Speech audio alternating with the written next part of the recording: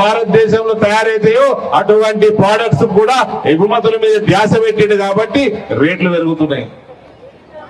ఇక 3 వద్దులు ఉపవాస దీక్ష చేస్తే సరిపోతుంది అంటే 11 వద్దులు ఉపవాస దీక్ష చేసి రాముల వారిని ప్రతిష్ట చేసిన నరేంద్ర మోడీ అబద్ధం ఆడతారా అండి? ఆయనను అబద్ధం ఆడతారని చెప్తే పురుగులు పడిపోతారు కాంగ్రెస్ వాళ్ళు. పురుగులు పడి నాశనం అవుతారు. ఇది జాతీయ పసుపు బోర్డు. మీ పనికి మాలిన అబద్ధాల 6 గ్యారెంటీలు కాదు. ఎక్కడెక్కడ కార్యాలయాలు రావాలనో పకడ్బందీగా ప్రణాళికబద్ధంగా వస్తాయి. నిజామాబాద్ గడ్డ మీద కూడా పసుపు కార్యాలయం వస్తుంది. వచ్చే సంవత్సరం నేనిచ్చిన పోయినసారి బాండ్ పేపరు, ఈసారి ఏమిత్తనో వేడి చేయండి. వచ్చే సంవత్సరం 20,000 దాటిస్తా పసుపుది రేటు. పసుపు బోర్డుతో పని చేపిస్తా బడుద్దాయి నా కొడుకులారా. స్పైసీస్ బోర్డు కూడా బోర్డే పని చేయించినారా మీరు? 35 ఏళ్ల కింద వచ్చి పెట్టిర్రు మీరే కాంగ్రెస్ వాళ్ళు బోర్డేది. పసుపుని తీసుకుపోయి అలా పడేసిర్రు, దాన్ని తీసుకుపోయి కేరళలో పడేసిర్రు. పని చేయించినారా మీరు? మీకు పని చేయించడం వస్తుందా? 18 గంటలు పని చేస్తాడు నరేంద్ర మోడీ. నిద్రాహారాలు మాని ఒక్క రోజు లీవ్ పెట్టకుండా 10 సంవత్సరాలు ప్రధానమంత్రిగా, 14 సంవత్సరాలు ముఖ్యమంత్రిగా ఒక్క రోజు లీవ్ పెట్టకుండా 24 సంవత్సరాలు అయింది పనిచేస్తున్నాడు. కాబట్టి ఇలా రేట్లు పెరుగుతున్నాయి. అన్ని గుజరాత్ పెరిగింది, భారతదేశం యొక్క ఆర్థిక పరిస్థితి పెరుగుతున్నది, మెరుగైతున్నది. మీకు పని చేత కాదు, మన చేత కాదు. వీడికెళ్ళి అటు తిరుగుతాడు ఒకడు, భారత్ జోడో అనుకుంటా కన్యాకుమారికి కాశ్మీర్ పోతాడు, అటు ఎడమకెళ్ళి కుడికిపోతాడు, మధ్యలో బోరు కొడితే హాలిడే పోతాడు. మీకు పని చేత కాదు, పని చేసేటోని మెచ్చుకోరు.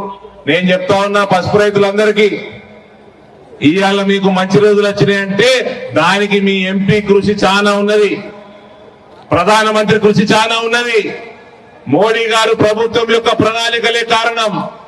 ఈ కాంగ్రెస్ వాళ్ళ మాటింటిరా మళ్ళా 14,000కెళ్ళి 4,000 కొడుతుంది రేటు. వీళ్ళు పని చెయ్యరు, పని చేసేటోని మెచ్చుకోరు. మొన్నటిదాకా ఏమాయ పసుపు బోర్డు, ఏమాయ బాండ్ పేపర్, ఏమాయ అన్నోళ్ళు ఇప్పుడు ఏం నోరు వాడిపోయి పక్షవాతం వచ్చిందా? పక్షవాతం వచ్చిందా? అదిరా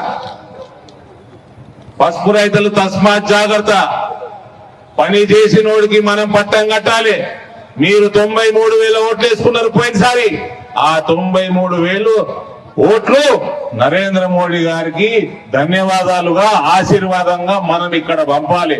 పసుపు బోర్డే కాదు, 500 సంవత్సరాల నుంచి వెయిట్ చేస్తున్నాం. శ్రీరాముల వారిని కూడా తీసుకొచ్చి ప్రతిష్ట చేసి అయోధ్యలో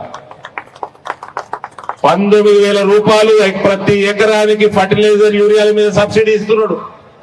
ప్రతి పంటకి ఎంఎస్పీలు పెంచుతున్నారు. రైతులకి అనేక రకాలుగా ఆదుకుంటున్నాడు. వీళ్ళు ఏం చేస్తున్నారండి? మహిళలకి బాగా లేట్ అయిపోయింది పాపం. ఇవాళ వేల సంఖ్యలో మహిళలు వచ్చిండ్రు.